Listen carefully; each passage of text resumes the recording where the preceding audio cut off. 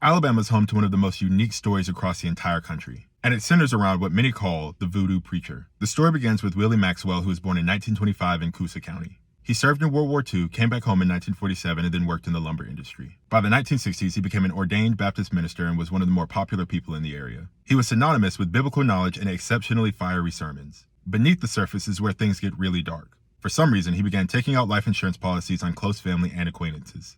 That didn't become a strange thing until the passing of those people in succession. The first major incident surrounded his first wife, Mary Lou Edwards, who was found in her car in 1970. And according to official reports, her body showed severe trauma. They ruled that the cause of her death was due to asphyxiation. Oddly enough, Willie Maxwell had taken out several life insurance policies on Mary Lou, totaling thousands of dollars. Willie was indicted, but was acquitted due to his key witness, his soon-to-be next wife, Dorcas Anderson, who gave him an alibi.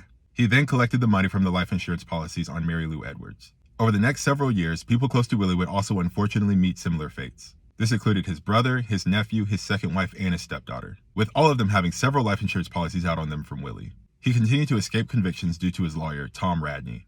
His lawyer actively exploited loopholes and inconsistencies in investigations. Fear soon set in on the local community. Because of religious, racial, and cultural undertones at this time, especially in Alabama, and especially during the rise of the Satanic Panic, many people pointed to voodoo. Rumors swirled about small charms and ritual objects that he allegedly carried with him. Some even said that he was doing incantations during court proceedings. Others believed that his opponents fell ill or withdrew from testifying due to curses that he placed.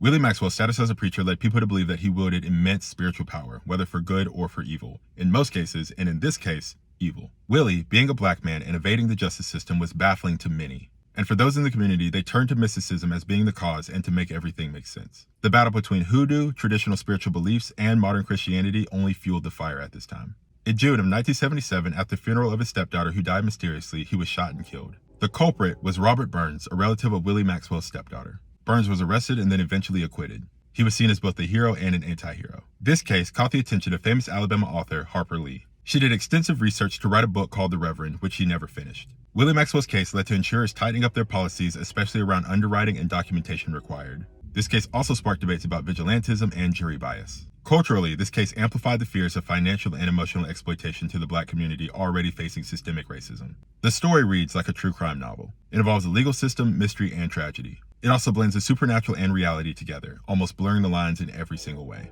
For some, they still believe that there is more than meets the eye to this story. And whether that's true or not, this entire case should serve as a cautionary tale. When we choose to exploit people and things for our own personal gain, we'll always leave a haunting and horrific legacy behind.